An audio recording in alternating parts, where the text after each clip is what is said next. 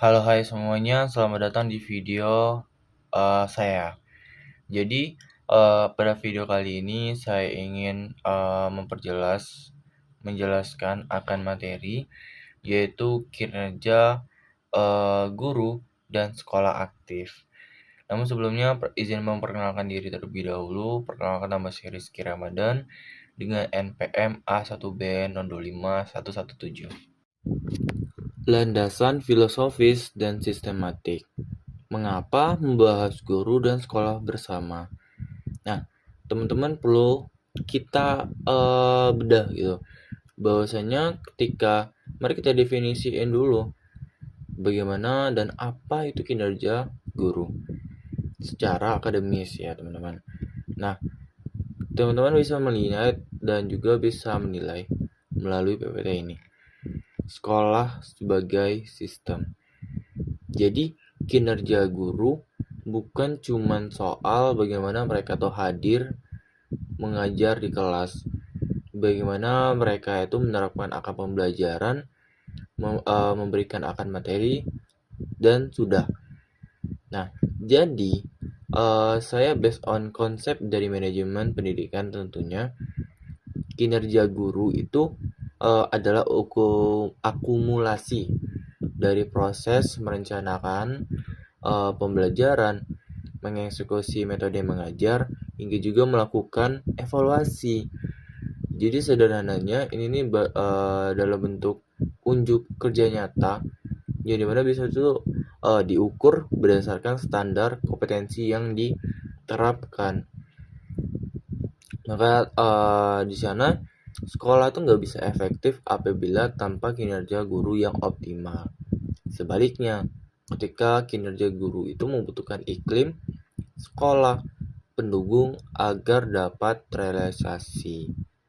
Nah, pada slide selanjutnya itu mengenai tantangan real guru di era digital dan kurikulum mereka. Tantangan nyata yang dihadapi guru. Di era digital dan kurikulum merdeka, guru itu menghadapi berbagai tantangan baru yang tentu saja kompleks. Banyak bercabang gitu.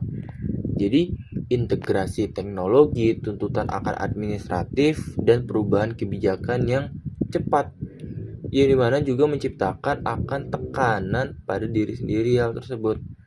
Nah, akan memahami tantangan ini penting untuk kita mencari akan solusi yang tepat demi kesejahteraan guru dan kualitas pendidikan.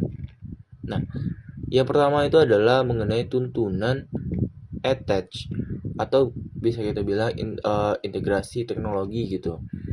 Nah, di sana integrasi teknologi itu sering terjebak digitalisasi administratif, bukan kualitas belajar. Jadi secara realita, teman-teman, di lapangan itu nggak semudah bagaimana kita tuh membalikkan akan telapak tangan.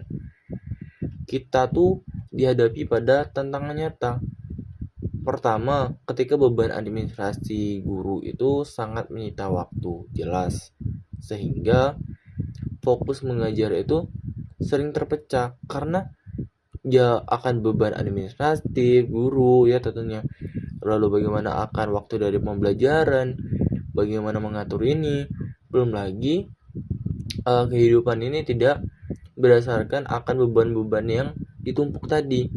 Hidup tidak menjadi guru-guru saja, maksudnya kerja saja tidak, tapi kita mencari fokus lain, tidak hanya itu saja begitu. Jadi apabila kita melingkup dalam pembelajaran dan lain sebagainya, peran hal tersebut itu sangat terbebani oleh administrasi yang banyak sekali. Nah, selanjutnya adalah beban administratif. Seperti yang saya bilang, banyak sekali akan permasalahan-permasalahan terjadi oleh para pendidik. Mereka kebanyakan stres bagaimana apabila dalam mengatur waktu tentunya.